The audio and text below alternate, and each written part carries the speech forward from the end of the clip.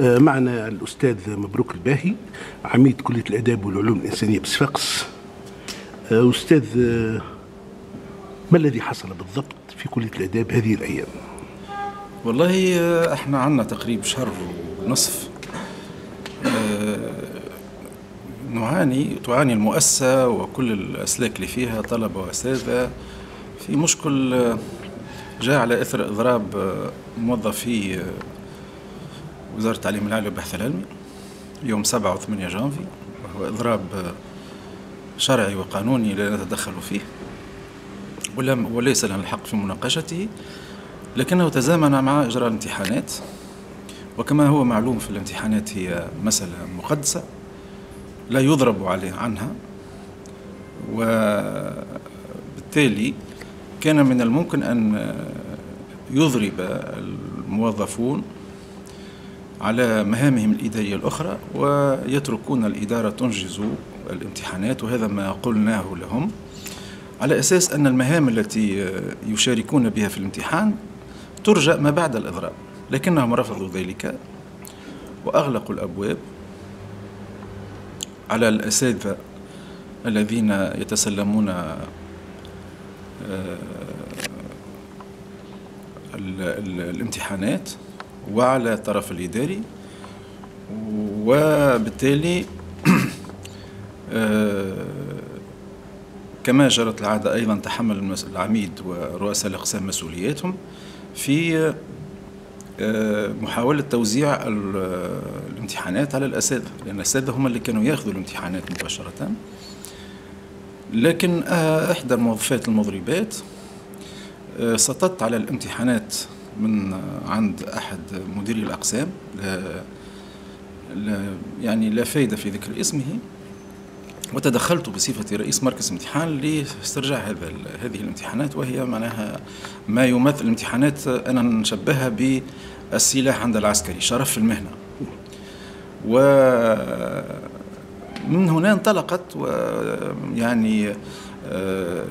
المشكلة، وكانت يمكن أن تكون مشكلة تنتهي بعد إنهاء الإضراب يوم 8 جانفي، لكن ما راعنا إلا أنهم اعتمدوا وقفة احتجاجية كل صباح منذ يوم 9 جانفي إلى الآن، يطالبون فيها العميد بالاعتذار ويلقون فيها ويتهمون فيها الإدارة وفي مقدمتها العميد وحتى الأساتذة بشتى أنواع التهم وأنواع الشتائم إلى آخره. خلص القول الامتحانات لم تنجز. الامتحانات أنجزت لأن أجلناها يوم 16، وأنجزتها الإدارة دون أن يشاركوا فيها، قاطعوها.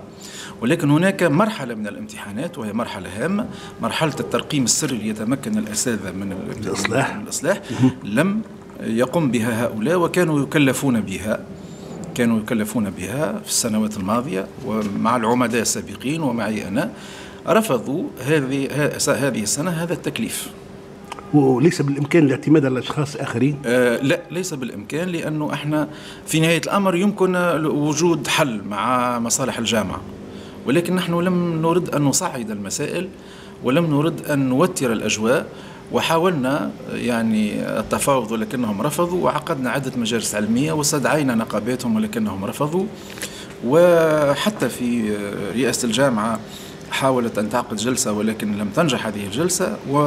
وفي الواقع المضرب يمكن أن ينجز عمل ويحمل أو يعبر عن موقفه بأشكال أخرى، من نوع أن يحمل شارة حمراء أو أن يقف كما يفعلون هم الآن ساعة صباحا، ولكن ينجزون عمل. اليوم أصبح الطلبة وعددهم في حدود 5000 طالب كرهينة في المؤسسة، وأصبحت السنة الجامعية مهددة بسنة بيضاء، وأصبح الدروس تواصلت. الدروس متواصلة. لكن تقدم أكثر. كيف أصبح الوضع الآن ونحن قد تجاوزنا منتصف فيفري؟ احنا اليوم هم في حالة إضراب آخر اليوم وغدا، واليوم منعوا الأساتذة من الدخول، من إدخال سياراتهم إلى ساحة الكلية إلى اليوم، يوم 18 فيفري. نعم. ودخل الأساتذة، تركوا سياراتهم خارج سور الكلية ودخلوا ليقوموا بعملهم، والأساتذة يترقبون أن يأخذوا أوراق امتحاناتهم ليصلحوها. ولكن عمليا اليوم أصبح هناك تأخير كبير، خاصة بالنسبة لطلبة الماجستير السنة الثانية وللسنوات الثالثة من الإجازات التطبيقية اللي هم مطالبين بتربصات.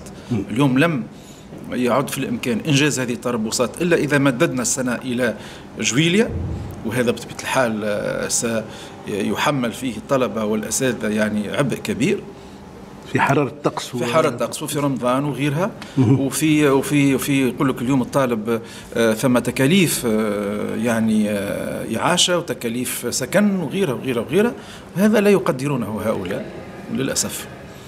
يعني وحتى عندما قمنا بجلسة صلحية يوم الجمعة الفارط يوم 14 وعبرنا عن حسن النية في أن باب الحوار مفتوح وفي استقبال النقابات لمزيد التفاعل وتطويق هذه المسألة، رفضوا ذلك بحجة أنهم لا يجلسون مع نقابة الأساتذة وتمسكوا بهذا الإضراب. سي مبروك، السنة الجامعية هذه مرشحة لأن تكون سنة بيضاء. أنا حاليا يعني أشعر بهذا، ولكن إذا ما توافرت الجهود، وأنا أعلم أن الإدارة والأساتذة على الأقل هذين الطرفين لهم من الكفاءة ومن المسؤولية أن يتحملوا ذلك، فإننا يمكن أن ننقذها بشيء من الأعباء والتكاليف، وسنعمل جاهدين على أن لا تكون سنة بيضاء. آخر سؤال، أنتم تحملون الوزارة والجامعة، جامعة صفاقس، المسؤولية، كيف ذلك؟ نحن نحمل أولا الجامعة، لأن من صلاحيات رئيس الجامعة التدخل وإيجاد الحلول بطبيعة الحال مع عميد المؤسسة ومجلسها العلمي، وهذا لم يقع، وإنما اكتفت الجامعة ببعض الاجتماعات غير الموفقة، وهناك تراتيب إدارية كآخر حل. من المفروض أن الجامعة تبدأ في تطبيقها، وأنا إلى حد الآن أجهل ما حصل لأني أحلت الملف هذا منذ الأسبوع الماضي إلى رئاسة الجامعة. الوزارة في بلغها ذلك بطريقة تفصيلية وحسب المراسلات الإدارية والمعهودة، وكذلك لم نتلقى أي شيء. والأمر الذي دفع المجلس العلمي بالأمس أن يطلب مقابلة فورية مع السيد وزير التعليم العالي والبحث العلمي، نترقب كذلك ما سيحصل، لأن الوضعية وضعية حرجة ولا تستطيع أي تأجيل. شكرا لكم. شكرا.